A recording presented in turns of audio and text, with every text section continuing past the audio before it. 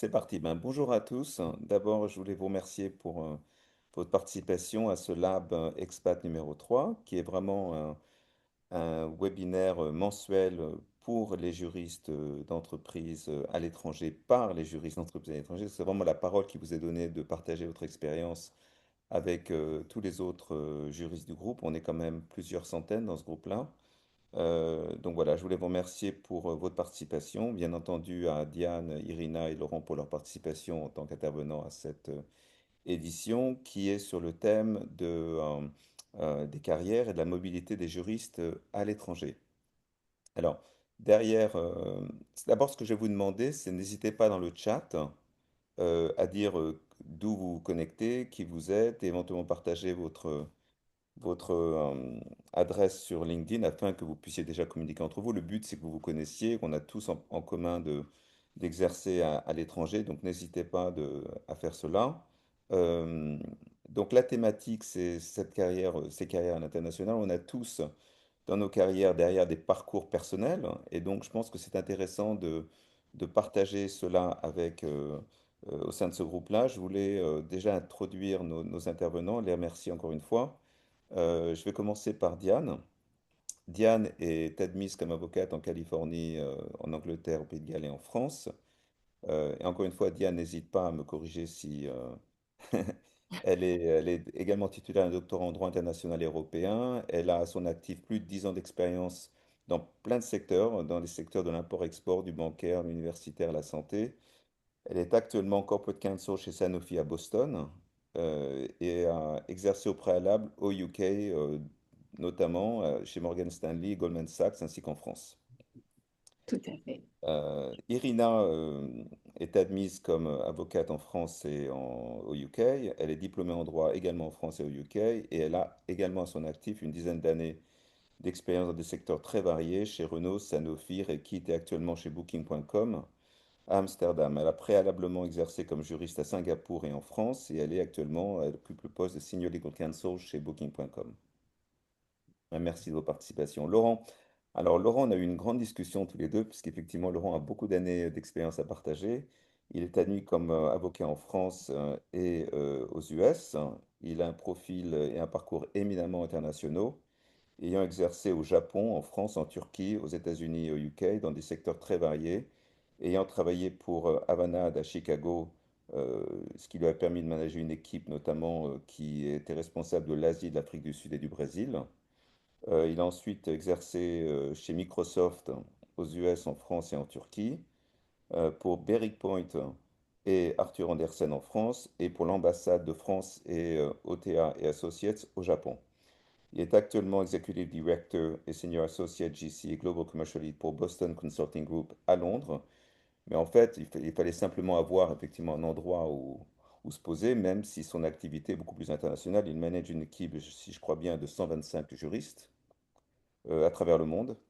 Oui. Et donc, ce serait intéressant d'avoir vraiment bah, ton expérience sur la base de cette pratique éminemment internationale sur les carrières des juristes à l'international. Alors, je vous remercie encore une fois de participer. La question que j'avais pour commencer, c'est vraiment comment, puisque c'est un peu la question qu'on se pose tout le temps quand on n'est pas à l'international, et comment est-ce que ça a commencé? Comment est-ce que vous avez eu ce bug de l'international quand on est juriste? Parce que on dit souvent que s'il y a une matière qui s'exporte pas aussi bien à l'international, c'est le droit. Donc comment est-ce qu'on envisage une carrière à l'international? Est-ce qu'on la pense d'abord cette carrière? Est-ce qu'on a dès le départ su qu'on voulait travailler en tant que juriste à l'international? Ou est-ce que c'est un petit peu la vie qui a fait qu'on se retrouve dans des parcours comme ça internationaux? J'aimerais bien que vous partagiez cette expérience à tous les trois. Je vais commencer, Laurent, si tu me permets bien, par Diane et Irina, et je viendrai après vers toi. On va commencer par Diane, si tu veux bien. Oui, alors bonjour à tous et merci pour l'opportunité de discuter de la mobilité internationale. Alors, Stéphane, pour répondre à ta question, je dirais que c'est un petit peu des deux. C'est d'abord, bien sûr, la vie et aussi un peu les choix qu'on fait. Je pense que l'un ne va pas sans l'autre. Donc, j'avais pas une idée précise de là où je voulais atterrir, mais comme je suis née en Allemagne et que j'ai déjà vécu à l'étranger en étant petite, Quand on est retourné en France, j'avais toujours l'idée de, voilà, j'avais déjà la bougeotte. Et lors de mes études de droit, j'avais pensé, comme j'ai fait mes études de droit à Strasbourg, on a une école doctorale franco-japonaise. Et comme j'ai toujours été intéressée par le Japon, eh bien, c'est ce qui me plaisait. Bon, ça ne s'est pas fait, mais j'avais déjà dans l'idée d'utiliser la recherche comme levier pour me permettre de pouvoir partir à l'étranger. Donc, ça s'est fait dans le cadre de ma thèse à l'université de Brest. Et donc, j'ai pu partir un semestre à Berkeley dans ce cadre-là. Donc, pour moi, c'était plus dans le cadre de la recherche universitaire, juridique, que j'ai pensé pouvoir partir. Voilà. Très bien. Merci beaucoup, Diane. Irina, je crois que tu es en... voilà, pardon. Oui, c'est bon, j'ai réussi. Alors moi, je pense aussi c'est un peu les deux, les circonstances de vie, bien évidemment, mais aussi des choix et un peu comme Diane aussi par les études. J'ai fait une année Erasmus en Écosse, donc ça m'a ouvert au droit des affaires internationales. J'ai d'abord voulu faire du droit international, pensant peut-être comme tout le monde que je vais être backpacker ou faire du droit international humain et après, on comprend que c'est un peu difficile de rentrer dans ces sujets, donc je me suis tournée plus dans l'entreprise et j'ai d'abord travaillé en France et après j'ai eu une opportunité de partir à Singapour dans le cadre du contrat VIE. Et après Singapour, c'était aussi des opportunités. Une fois qu'on commence une vie d'expatrié, c'est un peu difficile de retourner en France. Et j'ai eu encore une opportunité à Amsterdam pour rejoindre une entreprise britannique. Et ça fait déjà plus de 7 ans que je suis à Amsterdam. Ça m'appelait bien. Et j'ai passé le barreau d'Angleterre entre-temps, donc en fait, j'étais pas diplômée avocate en France. Je me suis qualifiée plus tard en Angleterre pour justement pouvoir avoir plus d'opportunités à l'étranger, parce qu'on va peut-être en discuter plus tard, mais le statut de juriste est un peu compliqué à l'étranger. Et voilà, c'est comme ça que je me suis retrouvée aujourd'hui aux Pays-Bas. C'est intéressant, c'est de se demander vraiment à partir de quand est-ce que ça devient très très Mm. difficile de rentrer. En fait, ça, c'est une discussion qu'on a tous à se poser quand on est junior. On se dit toujours, on essaie de garder un pied des deux côtés parce qu'on se dit, et si ce que je fais ne va pas m'aider quand je retourne en France, mais il y a un moment, effectivement, je pense que ça devient de plus en plus difficile d'envisager de se retourner, de retourner en France. Laurent, si tu veux bien partager ton Oh, expérience. c'est un peu la même. Moi, c'est une question de choix et ça s'est fait, je dirais, dans l'autre sens. C'est-à-dire que j'étais très clair sur le fait que je voulais travailler et vivre à l'étranger. Je venais un petit peu aussi d'une famille qui avait bougé, qui était assez internationale. Et je me suis retrouvé à faire du droit. J'avais expliqué à Stéphane la semaine dernière parce que j'étudiais le japonais à l'université et que mes parents voulaient pas que je fasse que du japonais, quoi. Donc c'était un peu une façon de transiger avec les parents pour leur faire plaisir d'une certaine façon et qui me laissent la paix. Mais je voulais être traducteur de japonais à la base. Je les remercie aujourd'hui, hein, je suis très heureux en tant que juriste, mais ça a vraiment été un choix et arrivé en maîtrise, je me suis aperçu tout d'un coup, j'ai réalisé que les professions juridiques étaient très réglementées et donc très peu exportables. À l'époque, je suis probablement un petit peu plus vieux que la plupart de vous sur ce call. Il n'y avait pas Erasmus. Erasmus venait juste de commencer. Je crois qu'il y avait eu une promo. Et donc, pour partir, il fallait vraiment qu'on le veuille parce que j'avais jamais étudié à l'étranger. En revanche, j'avais pratiqué l'anglais, j'avais gardé l'anglais. Le japonais était devenu ma seconde langue. Et donc, je suis parti à Sciences Po pour faire de l'économie et de la finance en me disant je partirais travailler pour une banque. Je pensais vraiment pas être juriste. Et le hasard a fait qu'à l'époque, on servait encore l'armée, on était dans l'armée.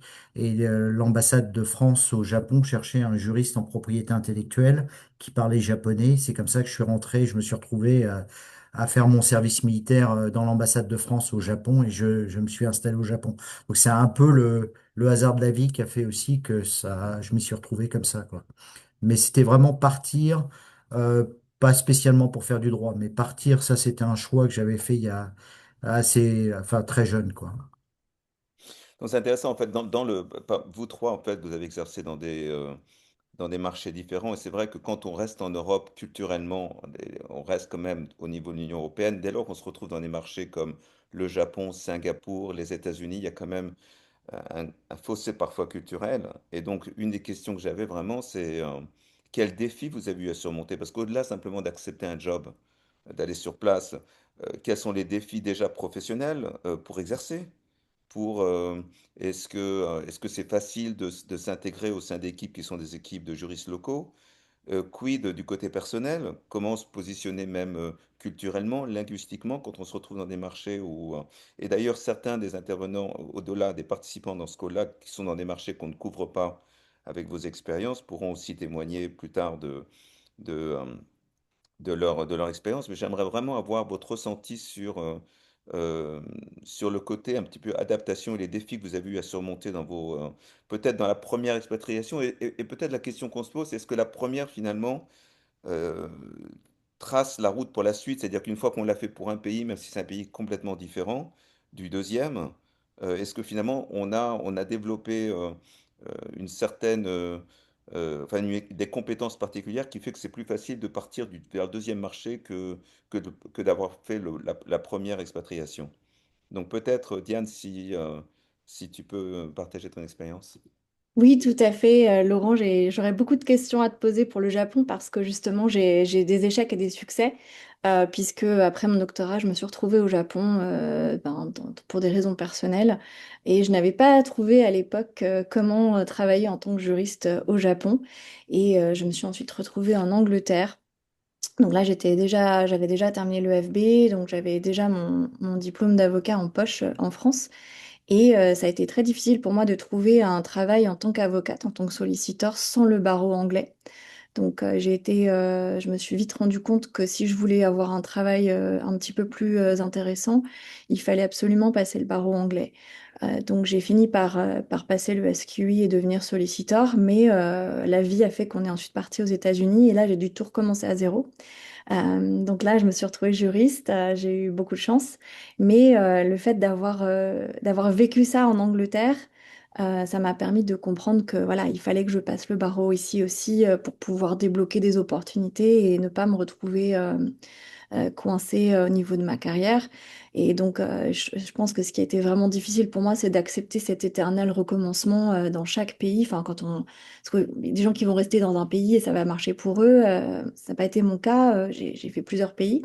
Et au-delà des difficultés à pouvoir faire valoir les diplômes de droit français, effectivement, il y a aussi l'adaptation culturelle parce que les Anglais ne travaillent pas pareil que les Parisiens, enfin des Français, mais Paris aussi c'est un petit peu particulier. Désolée pour les Parisiens qui sont là, mais c'est vrai que la mentalité en cabinet d'avocat à Paris est très quand même particulière, je pense, par rapport au barreau de province. Et en Angleterre et aux États-Unis, il y a toujours cette exigence du travail, etc. Mais je pense qu'on a beaucoup plus de flexibilité sur la vie personnelle. Euh, c'est en Angleterre, par exemple, que j'ai découvert le remote work qu'on n'avait pas encore en France. Donc, c'était plein de choses, s'adapter aussi culturellement. Je trouve les anglo-saxons sont pas forcément directs comme en France, on est peut-être parfois blessant. Et j'ai eu beaucoup de mal aussi à essayer d'être un peu plus tempérée dans mes relations avec les gens au travail et parfois ça aussi, ça m'a valu quelques déconvenues d'être perçue différemment. Donc voilà, c'est faire valoir ses diplômes, recommencer, repasser des examens et se remettre en question soi-même aussi sur l'attitude qu'on a au travail. Voilà, si je peux résumer comme ça. Intéressant. Irina, est-ce que tu as quelque chose à rajouter? Je pense que la même problématique revient beaucoup le diplôme d'avocat et c'est ce que j'ai vécu aussi à Singapour. Euh, Il y a vraiment pas de reconnaissance. Le métier de juriste d'entreprise n'existe pas à Singapour et comme dans beaucoup de pays et des pays de droit civil également. Ils comprennent pas qu'avec un master on est qualifié en France. Donc je pense que ça c'était la difficulté. Non seulement après mes 2 ans à Singapour, j'ai essayé de rester potentiellement, voir est-ce que je rejoins une entreprise locale pour prolonger mon séjour là-bas. C'était vraiment la question du barreau. Et il faut, un, avoir le barreau parce qu'ils comprennent pas le statut de juriste d'entreprise. Et deux, pas seulement avoir un barreau, mais même le barreau français n'est pas très avantageux parce qu'il faut avoir un barreau de common law. Singapour était un pays de common law, donc soit d'Angleterre ou États-Unis ou Australie ou Singapour. Et, euh, et même dans des pays de droit civil, en étant à Amsterdam, après je me suis qualifiée en Angleterre justement pour éviter cette problématique, mais c'est aussi un avantage, le barreau de common law, surtout parce que si on ne parle pas néerlandais, on ne va pas se retrouver dans des entreprises locales à faire du droit local. Mais on va se retrouver dans des entreprises internationales. Et les entreprises internationales, elles cherchent aussi plutôt quelqu'un qui va pouvoir négocier des contrats internationaux et ils vont aussi demander, en fonction de la culture d'entreprise, mais si c'est une entreprise qui a des headquarters en Angleterre ou aux États-Unis, ils vont aussi, s'ils ont une direction plutôt de ces pays-là, demander le barreau d'un pays de common law. Donc c'est un gros avantage de passer ce barreau-là, en fait. Très bien. Laurent? Pour moi, c'était moi le challenge a été plus d'un point de vue personnel.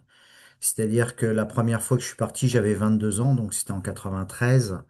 Et avec la vie, et ben après, je me suis marié. Donc à chaque déplacement d'après, ça a été avec quelqu'un qui était mon épouse, avec qui il fallait aussi m'assurer que ça allait bien se passer. Et puis après, il y a eu les enfants. Donc à chaque fois, les déplacements, avec sur un point de vue personnel, je devais faire attention à tout ça. Et donc, à chaque fois que je me suis déplacé, y compris la dernière fois quand je suis arrivé de Chicago à Londres il y a 6 ans, mes enfants étaient nés aux États-Unis. Un des gros, pas une grosse problématique, mais c'était une problématique, c'était de s'assurer que tout le monde allait atterrir correctement à Londres. On n'allait pas quitter Chicago pour quelque chose où tout le monde ne s'y retrouverait pas. Donc, j'ai principalement ça comme difficulté au niveau des diplômes. J'écoutais attentivement ce que vous racontiez parce que, à part la première fois, la première expatriation, quand je suis parti au Japon, où là, enfin oui, il fallait que j'ai un diplôme japonais. Donc, j'ai passé un diplôme au Japon pour devenir comment on appelle ça, un conseiller en propriété intellectuelle. Il y a deux professions au Japon. Il y a celle des avocats et ceux qui font de la propriété intellectuelle ou de la propriété industrielle, donc des brevets, des marques. Et donc j'étais parti dans cette direction-là. Après, après j'ai travaillé pour Microsoft ou des boîtes comme Accenture ou le BCG. À partir du moment où je couvrais 25 pays, on n'allait pas me demander d'être diplômé dans tous ces pays-là. J'ai passé aux États-Unis le barreau de l'État de Washington parce que pour des problèmes simplement pour couvrir ma correspondance de la confidentialité, c'était la seule raison. Je n'en avais pas besoin au jour le jour. Et depuis que je suis arrivé en Angleterre, je n'ai pas pris le barreau à Londres parce que j'en ai pas besoin. Je travaille quasiment pas à Londres, pas sur des problématiques londoniennes. J'ai un peu de secteur public, mais j'en ai pas trop. Donc les diplômes, j'ai pas trop senti ça comme une barrière, hein. Mais je suis tout à fait d'accord avec ce qui a été dit. En revanche, un juriste qui veut travailler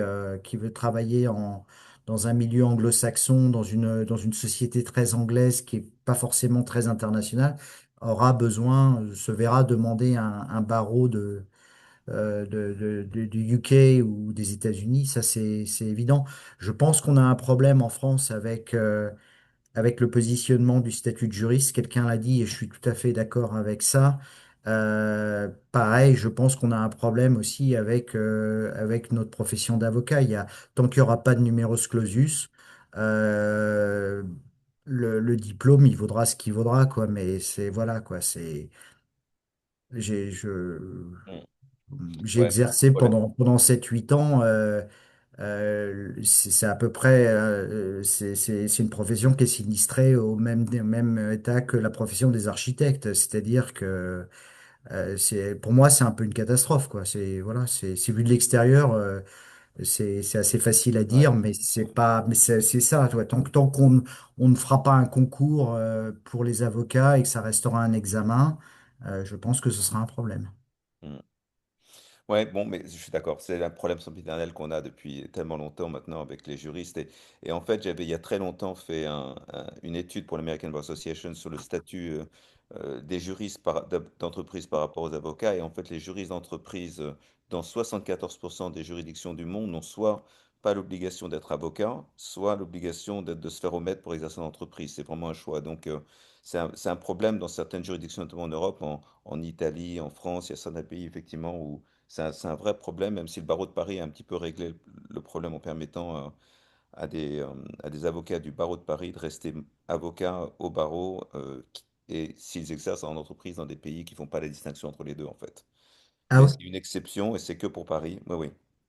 Donc, D'accord. mais c'est un vrai problème. Mais la question que j'avais, c'est donc linguistiquement, en fait, parce qu'aller au Japon, bon, toi, tu as l'avantage de parler japonais, mais on n'est pas tous multilingues. Et donc, la question qu'on se pose, c'est est-ce que c'est pas un frein potentiellement à l'international de ne pas parler la langue locale, puisque si on va vers les bons rôles, il y aura toujours des opportunités, s'ils ne sont pas des carrières dans des secteurs extrêmement locaux ou des industries extrêmement locales. Donc, c'est pas un frein en tant que tel. Vous me confirmez ça? Ça dépend après de la profession qu'on a localement. Moi, je pouvais pas partir au Japon et travailler dans un cabinet japonais sans parler le japonais. J'étais le seul étranger du cabinet. C'était une obligation. En revanche, quand je suis parti en 2003 à Istanbul pour Microsoft pour monter leur service juridique pour le Moyen-Orient et l'Afrique. Je parlais pas le turc, je parlais pas l'arabe. Ils le savaient très bien. Ça ne posait aucun problème parce que la langue de travail chez Microsoft est l'anglais, quoi. Donc à partir de là, ça posait pas de problème. Mais je pense que si on a un rôle qui est sur une géographie très précise, oui, il faut parler la langue. Il n'y a pas de, en tout cas l'anglais, quoi, à minima, quoi. Mais Mhm. Très bien. Et Diane, tu veux rajouter quelque chose? Oui, non, je suis tout à fait d'accord avec ce que disait Laurent. D'ailleurs, même si j'ai appris le japonais, mon niveau n'était pas suffisant quand je vivais au Japon pour pouvoir travailler dans le domaine juridique, hein, clairement. Donc, selon les pays, ça varie vraiment. Donc, par contre, aux États-Unis et en Angleterre, je crois que c'est très compliqué de travailler si on ne parle pas anglais. Donc, je dirais, la langue locale, ça dépend vraiment du pays et du rôle, comme le disait Laurent. Mais à minima, il faut quand même parler anglais. Je pense que les Français qui veulent partir, qui ne parlent pas anglais, il faut quand même au moins parler une autre langue, hein. À moins qu'il y ait des personnes qui ont des exemples qui me contrediront, mais en tout cas, l'anglais, c'est quand même le minimum. Non, c'est la même Euh, chose aux Pays-Bas, c'est la langue de travail est vraiment l'anglais. Mais c'est possible de travailler sans le néerlandais, par exemple, parce qu'il y a pas mal il y a beaucoup d'entreprises qui mettent leur headquarter européen à Amsterdam, donc énormément d'entreprises internationales. Et par exemple, chez Booking, il y a pratiquement que des juristes, avocats et expats, très peu de juristes néerlandais proportionnellement. Et dans d'autres entreprises internationales, c'est le même constat. Et même le français peut être un avantage, mais encore une fois, si ça va avec l'anglais, parce que aux Pays-Bas, souvent il y a des postes pour s'occuper de la région Benelux plus France, donc le français peut être un avantage si on parle également l'anglais. Et bien évidemment, si en plus on peut rajouter un peu de néerlandais, c'est un gros avantage, bien évidemment, mais on peut aussi, il y a beaucoup de gens qui ne parlent pas le néerlandais et qui travaillent en tant que juriste ici. Très bien. En fait, je me posais toujours la question, c'est revenir un petit peu à la première question que j'avais, à savoir, est-ce qu'on prend jamais le pli de l'international? C'est une fois qu'on l'a fait dans un pays, est-ce que la deuxième expatriation est plus facile, etc. Et en fait, moi, ce que je me posais une question, je pense que ça va intéresser tous les juristes qui sont déjà en poste à l'international, mais qui ont peut-être pour certains l'envie d'aller dans un autre marché. Quand vous êtes dans une situation, peut-être Laurent plus que, ou Diane, ou même Irina, si vous avez été manager et recruteur de votre côté, mais quand vous prenez à bord des juristes, quels sont les profils, quelles sont les qualités que vous recherchez quand il s'agit d'un juriste étranger, donc c'est pas forcément quelqu'un de français, mais un juriste étranger qui souhaite venir dans un autre pays que son pays d'origine, quelles sont les qualités que vous recherchez en particulier? Peut-être que euh, c'est réfléchir. Vas-y, Laurent, si tu as des... moi, je veux bien répondre.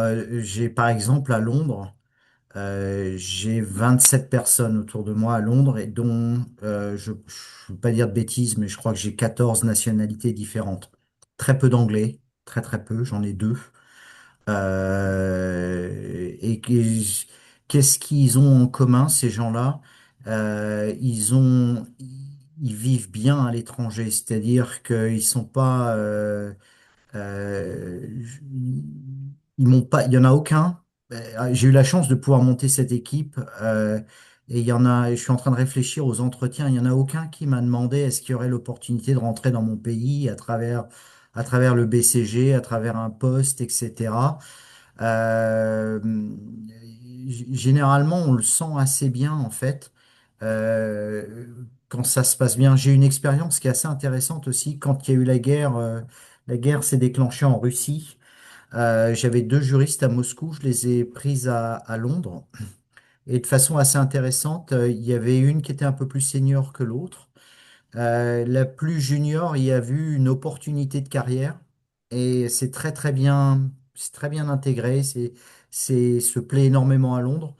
Pour la personne un peu plus âgée, ça a été un peu plus compliqué, probablement parce qu'elle était plus établie à Moscou, etc. Elle a été habituée à une certaine façon de vivre à Moscou, etc. Pour elle, ça a été un peu plus difficile. Et je pense que plus les juristes sont jeunes à faire ce genre de démarche, plus c'est simple, en fait.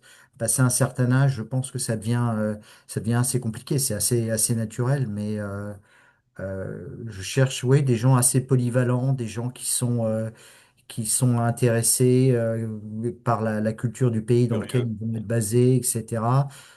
Encore une fois, qui ne demandent pas tout de suite à vouloir rentrer chez eux. Ça, c'est important. bien sûr. Irina, Dia, vous avez quelque chose à rajouter ou Je pense que ça dépend beaucoup des postes en fait et de ce qui est nécessaire. Par exemple, aux Pays-Bas, on cherchait surtout quelqu'un qui puisse comprendre le droit européen et on a remarqué que c'était très important d'avoir les concepts. Donc, on recrutait surtout, peu importe les nationalités, mais des gens qui ont des bases du droit européen et qui vont très vite comprendre les concepts parce qu'on a remarqué que si on avait des gens euh, d'Asie, par exemple, peut-être que sur certains postes, c'était très bien, mais sinon, ils avaient, ils mettaient plus de temps à comprendre les concepts européens de droit. Donc, en fait, ça dépendait vraiment des postes, je dirais, mais on était vraiment ouvert à tous les parcours. Je dirais que ça dépend aussi où, parce que aux États-Unis, notamment bah, Cambridge, enfin Boston et New York, je pense que le marché est un petit peu différent, notamment en pharma. Enfin, en plus, bon, l'entreprise pour laquelle je travaille est une entreprise française avec une branche aux États-Unis. Et donc, comme on a déjà accès à des juristes français, du fait qu'on est une entreprise française, euh, dans mon département, on recherche surtout des juristes américains. Donc, on n'a pas énormément d'avocats étrangers. On est trois à ma connaissance qui ne sont pas des avocats français tous, hein.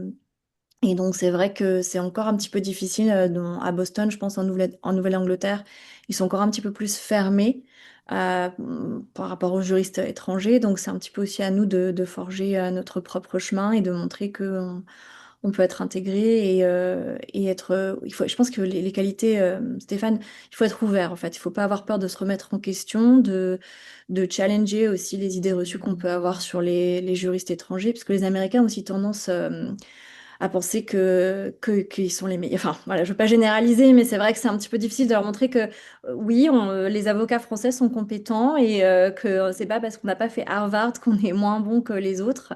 Et donc voilà, c'est un petit peu voilà, si on devait étendre notre équipe, je pense qu'on chercherait des gens qui sont ouverts, qui n'ont pas peur de se remettre en question et qui n'ont pas peur aussi d'essuyer des refus ou de voilà, les choses fonctionnent différemment et je pense qu'il faut être ouvert et il faut avoir aussi envie d'apprendre parce que je pense qu'on apprend sans cesse quand on part à l'étranger. en fait, le point commun de tous les juristes, merci Diane, dans ce groupe-là, c'est qu'on est tous des juristes civilistes de formation à la base. Est-ce que vous pensez que dans le cas de l'expatriation, le fait d'être civiliste de formation, soit était un avantage, soit se trouve être un avantage dans la pratique, du fait de pouvoir, surtout quand vous êtes dans des juridictions qui sont anglo-saxonnes, comme Laurent, tu as pu le faire à plusieurs reprises. Euh, Pareil pour toi, Irina, et pour toi, Diane. Est-ce que quelque part, cette double compétence de droit civil et de droit de la common law est quelque part un avantage quand on souhaite évoluer à l'international? Moi, je trouve que c'est utile, hein. Maintenant, Moi, j'évolue que dans le droit des affaires, et le droit des affaires est quand même dominé par la common law. Là, ce soir, je suis en Allemagne, par exemple. Pareil, on voyait des contrats. Ils ont les mêmes principes qu'on peut avoir en droit français. Bien sûr que c'est toujours utile d'avoir ces références, euh, mais quand je vois le droit, enfin, quand je regarde le droit des contrats, c'est quand même vachement, ça s'est uniformisé, hein, quand même, terriblement. Donc, il n'y a pas besoin non plus d'avoir une très grande connaissance du droit civil, à la française ou à l'italienne ou à l'allemande, pour pouvoir s'y retrouver, aussi, quoi, hein. On négocie toujours à peu près les mêmes choses. Au bout d'un moment, on est bien dans les. C'est mon expérience, hein, on est bien dans les environnements, que ça soit de la common law ou du droit civil, hein. Exact, exact. Diane ou Irina, si vous voulez ajouter quelque chose sur ça, ou ça vous semble... Euh, Moi, je pense que c'est absolument un avantage de pouvoir avoir les deux côtés, en fait. Et dans mon expérience, je trouve quand même qu'il y a des différences entre common law et civil dans la négociation des contrats. Et ça aide beaucoup, surtout même si on négocie toujours les mêmes choses. Je trouve que comprendre le côté, par exemple, la clause de responsabilité, les choses classiques qu'on négocie dans un contrat, c'est quand même une vision différente en common law qu'en droit français. Et quand on négocie avec quelqu'un qui est en France ou en Allemagne, le fait de pouvoir comprendre les deux, ça aide aussi à trouver la langue, en fait, le langage approprié pour expliquer pourquoi on négocie et pourquoi on est en train d'insister sur un sujet. Euh, et oui, je pense que ouais, c'est un gros avantage. Très bien. Diane, Ouais, je pense que Irina et Laurent ont déjà tout dit, mais je confirme. Je pense qu'effectivement, ça permet d'avoir une vision peut-être plus sur le long terme que simplement d'être common law ou droit civil. Et je pense effectivement pour les négociations de pouvoir se mettre à la place de notre interlocuteur aussi quand on parle avec des partenaires en Europe. On a cette double casquette et on peut aussi mieux répondre aux attentes dans le pays dans lequel on travaille. Et donc je pense qu'effectivement, c'est d'avoir les deux, c'est bien. Ça ne peut qu'être un avantage, effectivement. très bien, merci. En bas, justement, ça nous amène à la question suivante, qui était justement comment, si vous deviez donner des conseils à des juristes souhaitant partir vers l'international, quelles devraient être où trouver ces opportunités professionnelles? Vous, je ne sais pas si vous veniez directement depuis une société qui vous a envoyé directement à l'international, ou si vous avez dû faire des recherches depuis la France pour trouver ce premier poste à l'international, mais comment trouver ces opportunités, où aller? Est-ce qu'il y a est-ce qu'il faut forcément, alors on en a parlé un petit peu au début, repasser par la case études. Est-ce qu'il faut forcément repasser par la case qualification?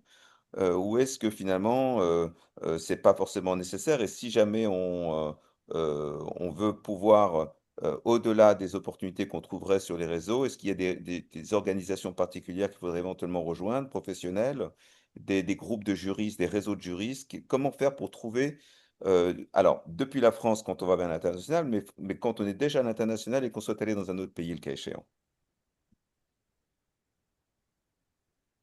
Euh, Parce que tu soulèves plein de questions en même temps, en fait. Ouais, ouais, ouais, non, mais Moi, attention. la première des choses, j'interviens de temps en temps à Paris 2, à Assas, qui était l'université par laquelle j'étais passé. Et quelque chose que je trouve assez incroyable, donc je suis sorti en 92 d'Assas sur un curriculum de 5 années de droit. J'ai eu 40 heures d'anglais, d'accord? Sur 5 ans, hein. 4 heures, donc 10 heures par an d'anglais. Ça paraît dingue, hein, mais ce qui est encore plus dingue, c'est qu'on est là 35 ans plus tard ou 30 ans plus tard, il y a toujours 40 heures d'anglais seulement. Et donc le premier conseil, c'est ce que je dis aux étudiants, faites comme vous voulez, mais assurez-vous de développer l'anglais, probablement en dehors de la fac. Je trouve ça encore complètement dingue, quand on pousse ces étudiants à aller vers l'étranger, à leur offrir en fait que 50 heures ou 40 heures d'anglais sur 5 ans, quoi. Ça me paraît.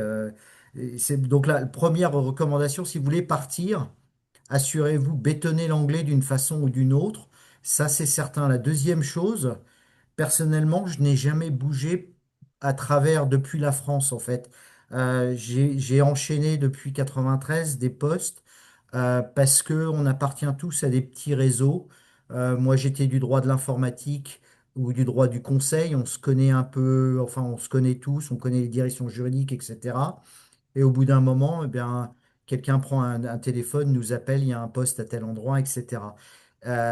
Et donc, ou alors c'est des recruteurs qui appellent, qui cherchent ces profils. Donc, moi, c'est mon expérience, ça s'est passé comme ça. Il y a des associations dont je ne fais pas partie, mais je sais qu'elles existent. Il y a des chapters de ACC, par exemple, en Europe ou aux États-Unis, etc., qui doivent être des communautés où les gens peuvent se retrouver, peuvent échanger, peuvent se passer des tuyaux s'il y a des postes, certainement. Mais en ce qui me concerne, moi, ça a toujours été sur une opportunité qui me venait ou, ou dont on parlait avec quelqu'un que je connaissais à travers le réseau. Je pense que le réseau est très important pour des gens comme nous, parce qu'au bout d'un moment, ça fait bizarre, mais on n'a plus de réseau en France assez rapidement. On n'a plus de réseau en France. Ça peut même faire un peu peur de se dire, bah ouais, si j'avais un pépin, je vis aux États-Unis, qu'est-ce que je fais? Je reviens en France, je connais plus personne. Mais on a d'autres réseaux. On a d'autres réseaux, donc faut pas forcément non plus avoir peur. Mais moi personnellement, c'est dans le réseau que j'ai trouvé des différents postes Mm. au fur Intéressant. et à mesure, hein. J'aurais un commentaire personnel sur ma propre expérience là-dedans, mais je voulais d'abord écouter Diane et Irina par rapport à vos ressentis là-dessus. Je dirais la même chose que Laurent, c'est le réseau, hein. C'est tout bête, mon poste, j'ai repris le poste d'une amie à moi qui était avec moi à l'EFB, qui s'était retrouvée à Sanofi. Et donc, c'est comme ça que je me suis retrouvée à Sanofi, tout simplement. J'ai aucun mérite, je dirais, quasiment de m'être retrouvée ici. C'est hyper important, le réseau. Mm. Donc, il faut pas négliger ça. Irina, Euh, moi, je suis partie à Singapour avec l'entreprise pour laquelle je travaillais déjà à Paris et puis à Amsterdam, c'était par un postulant. Mais si je devais résumer les choses qui aident ou qui m'ont aidé, et on en a déjà parlé du barreau, bien évidemment, et je pense que si à l'étranger, c'est beaucoup plus important que en France, par exemple, on voit encore souvent des gens se focus sur des diplômes. Assas, par exemple, Sciences Po, personne ne connaît à l'étranger en général. Donc, en fait, ce qu'ils veulent, c'est le barreau. Euh, ça a beaucoup plus d'avantages qu'un diplôme d'une université en particulier. L'anglais aussi, et je suis tout à fait d'accord, le réseau, travailler le réseau. Et par exemple, je fais partie de SEC Europe, où je suis bénévole dans un sous-groupe sur les problématiques RSE. Ça permet aussi d'échanger, de s'ouvrir l'esprit et voilà, s'il y a dans le futur des opportunités, c'est aussi plus simple. Mm. Et je pense que ce qui peut aider, et ce qui m'a aidé ici aux Pays-Bas, c'est aussi se positionner, travailler son positionnement unique, c'est-à-dire soit, encore une fois, peu importe de la juridiction d'où on vient, mais soit avoir une expertise niche ou travailler une expertise niche. Par exemple, en ce moment, l'intelligence artificielle recrute énormément, donc des compliance officers slash AI officers ou alors combiner des spécialités qui sont peut-être pas uniques, mais qui sont rares ensemble et les combiner. Et ça peut vraiment aider, je pense, à avoir travaillé son positionnement un peu unique et une expertise particulière qui peut vous différencier sur le marché à l'étranger par rapport Absolument. aux avocats locaux, par exemple. Absolument, je suis d'accord. Moi, en tant que directeur juridique, c'est vrai que on dit souvent dans le droit, surtout en entreprise, 90% des postes sont pourvus via le marché invisible, en fait. C'est-à-dire que moi, chaque fois que j'avais à recruter quelqu'un pour mon équipe à l'international, ça a toujours été, je prenais mon combiné, j'appelais un autre directeur juridique, bon, je me demandais s'il connaissait quelqu'un d'autre dans le secteur qui cherchait, etc.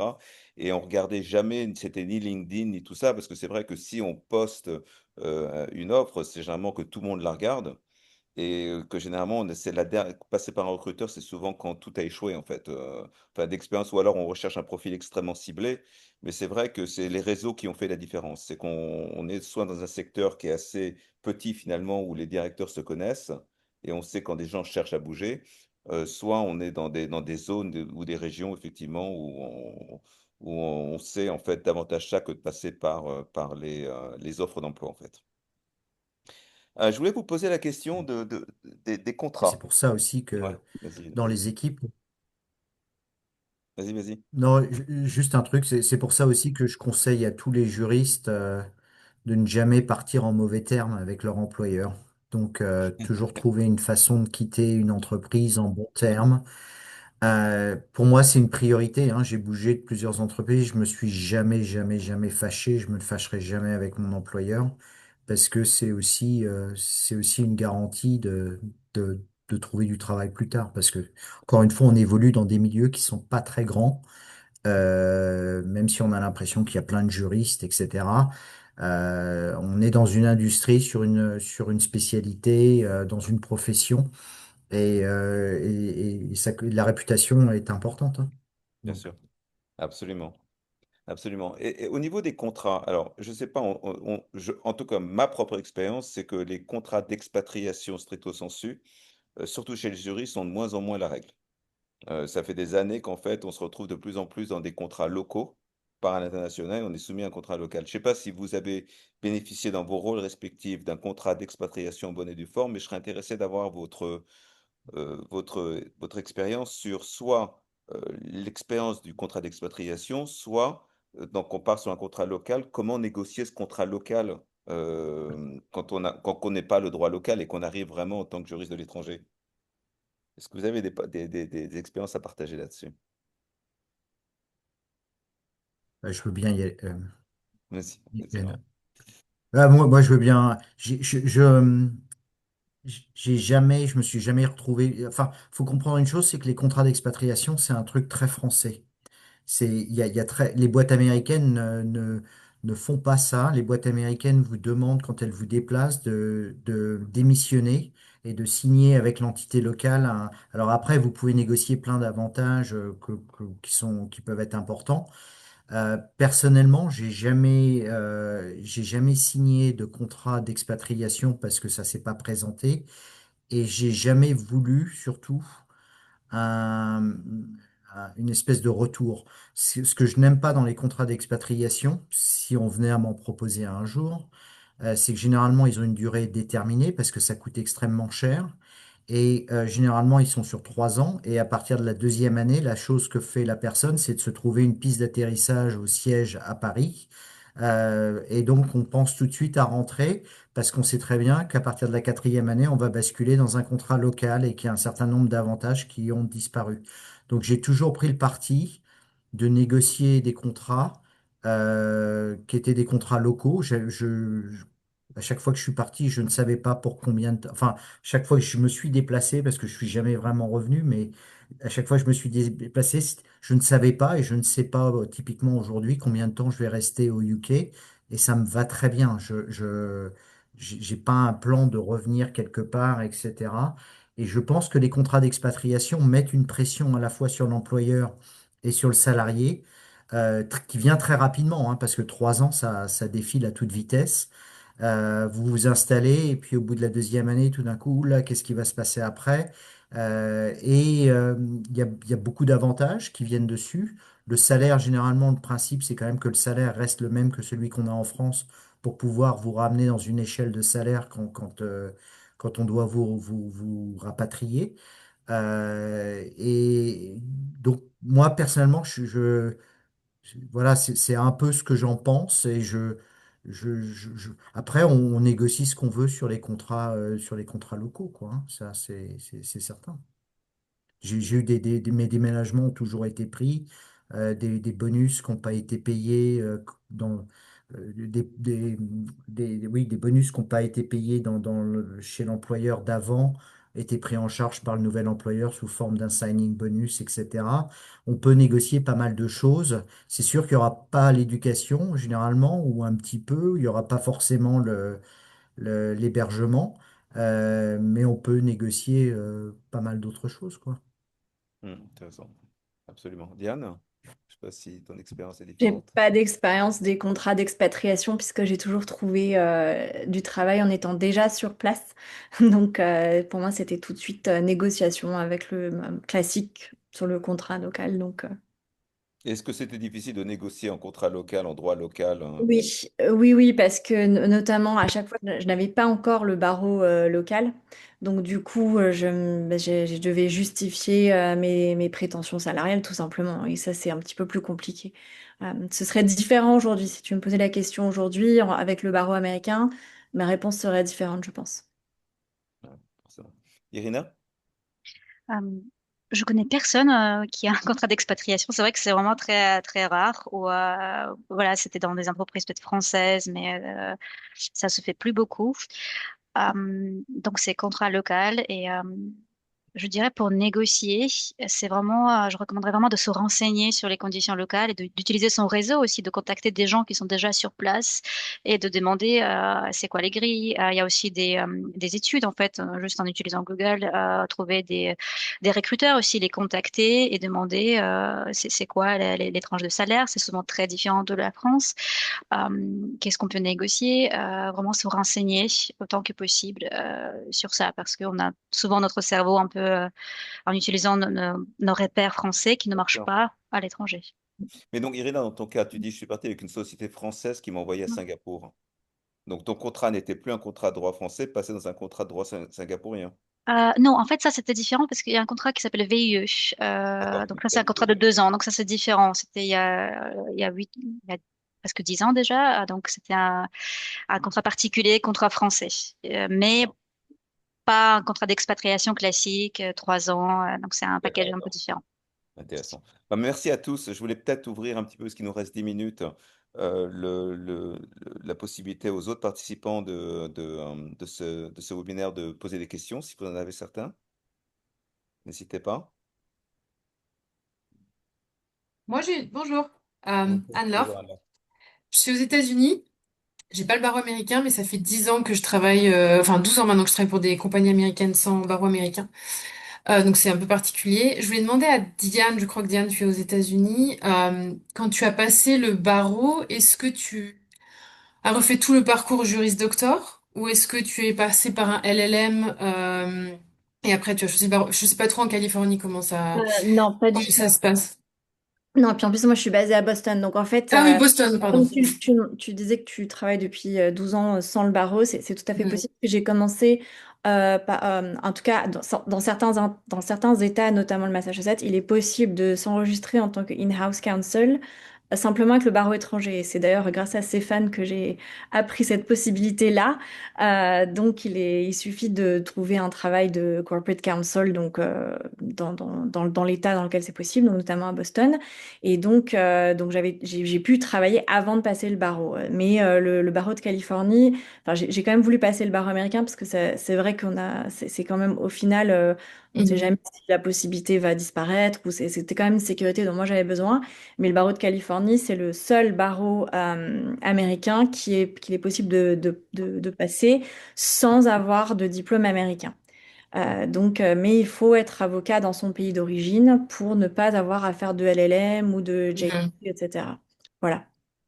Ok, merci. Moi, j'avais utilisé une autre combine à travers le Québec. Donc, le Québec reconnaissait le barreau de Paris. Donc, je me suis retrouvé à faire juste comment on appelle ça, la déontologie. Et avec le barreau du Québec, j'ai obtenu le barreau de l'État de Washington. La société dont je dirigeais le service juridique j'étais basé à Chicago, mais elle était basée à Seattle. Et donc, ça avait été le barreau de l'État de Washington a une procédure comme ça, mais c'est un peu anecdotique, mais c'était un peu la Ok. voie de passage que j'avais trouvée à l'époque. Voilà. Et c'est toujours possible, tu sais pas? Parce que ça, je sais ça. Je pense que c'est toujours possible, oui. Ah, Et je juste dois pour pouvoir retrouver des papiers avec des références pour. Ouais, juste pour corriger que en fait, cet accord qu'on appelle l'ARM, hein, qui est l'accord de reconnaissance mutuelle, il est entre le CNB, donc c'est pas forcément le barreau de Paris, c'est tous les barreaux français, et le barreau du Québec. Ok, intéressant. Cité. Ouais. Merci. Irina, je ne sais pas si tu avais quelque chose à rajouter sur ça, non. D'autres questions dans le groupe sinon?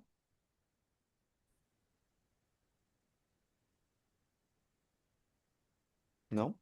Euh, Je ne sais pas si vous avez d'autres choses à partager, les intervenants, par rapport à votre expérience de l'international. L'idée, c'est vraiment, est-ce que vous avez des tips à partager pour des juristes qui soit sont dans leur première expatriation, soit sachant que cet enregistrement sera aussi partagé avec des juristes en quête d'expatriation qui n'ont pas connu leur première expatriation, mais qui souhaitent savoir comment passer cette première étape pour ensuite rendre les choses plus faciles par la suite. Je ne sais pas si vous avez d'autres conseils à donner ou si je pense qu'on a fait le tour. Non? Je Non? dirais, je Ouais? dirais, pour terminer, je dirais simplement restez curieux. Si vous n'êtes pas encore, si vous n'êtes pas encore parti, je pense que le groupe de Stéphane est très bien pour avoir des renseignements. Il y a aussi le barreau de Paris a tout un site dédié sur l'expatriation, enfin sur l'exercice à l'étranger notamment. Ça fait pas très longtemps d'ailleurs qu'il y a cette page, mais il y a pas mal de renseignements. Donc je pense le barreau de Paris, mais d'autres barreaux doivent avoir aussi des pages dédiées à l'exercice à l'étranger. Et puis si vous n'avez pas le barreau, eh bien selon les pays, je pense que les États-Unis ne doivent pas être les seuls pays qui permettent aux juristes de pouvoir travailler en entreprise. Donc, je pense que selon les pays dans lesquels vous avez envie de partir, essayez de trouver des gens qui travaillent déjà sur place. N'hésitez pas à contacter des gens sur LinkedIn ou même dans des cabinets d'avocats. Quand j'étais plus jeune, j'ai osé envoyer des mails à des gens que je connaissais pas du tout en leur disant, voilà, bonjour, je cherche un travail. Quels sont vos tips? Et il y a des gens, la plupart des gens n'ont pas répondu, mais il y a des gens qui ont très gentiment accepté de prendre un café avec moi et de m'expliquer. Donc, je pense que c'est, voilà, rester curieux et poser des questions. Et Irina, tu avais une question? Oui, moi, je pense c'est travailler son réseau et c'est aussi rejoindre à part le barreau, rejoindre des associations de juristes d'entreprise. On en a parlé de SEC Europe, mais il y en a aussi d'autres. Et surtout que maintenant, il y a beaucoup de choses qui se passent en ligne. Donc, c'est possible de rejoindre des conférences en ligne, de réseauter en ligne et même aller à des conférences. Il y en a plein à Paris qui sont internationales, qui peuvent aussi ouvrir un réseau international, mais aussi dans des pays européens à côté. Sur LinkedIn, on trouve beaucoup de choses et aller à ce genre de conférence peut aussi vous faire rencontrer des gens et aussi comprendre un peu quelles sont les demandes dans d'autres pays. Excellent. Excellent. Laurent, Oh, priorité? juste un dernier. Soyez opportuniste dans le bon sens du terme. Parce en fait, ça marche que comme ça. Un peu de culot. Il en faudra toujours un peu parce qu'à partir du moment où on évolue en dehors de sa zone de confort, il faut un peu de culot. Et opportuniste, c'est-à-dire effectivement ce que disait Irina ou Diane sur rencontrer maximum de gens est hyper important. Taper aux portes. N'ayez pas non plus une idée préconçue de la carrière que vous allez vouloir avoir parce que ça sera pas celle-là. Et oui, et vous allez évoluer en dehors de votre zone de confort. Et donc, faut s'y retrouver aussi. Mais ça amène plein d'avantages. Et quelqu'un a dit que c'était aussi fallait être curieux. Et je pense que c'est exactement ça. C'est vrai on a tendance à voir les juristes comme des gens qui il y a un petit côté administratif par moment ou un petit côté préprogrammé dans la carrière, etc. Je pense que non. À partir du moment où on part à l'étranger, on ne sait pas ça va nous mener. Et je pense que c'est très bien. Il faut être un peu confortable là-dedans, mais c'est ça. Donc Excellent. soyez opportunistes. Ben, parfait, ce sera le mot de la fin. Merci vraiment à tous, à Diane, Irina, à Laurent pour votre participation en tant qu'intervenant et tous nos autres participants. C'est vous qui rendez ce groupe vivant. Donc merci pour vos témoignages et votre participation. Et puis, je vous souhaite à tous de très bonnes fêtes de fin d'année. On se reparlera en janvier pour un autre webinaire. Donc merci encore et puis voilà. Et puis à bientôt. Merci Merci. beaucoup. Merci. Merci beaucoup. Merci, au revoir. Merci, au revoir.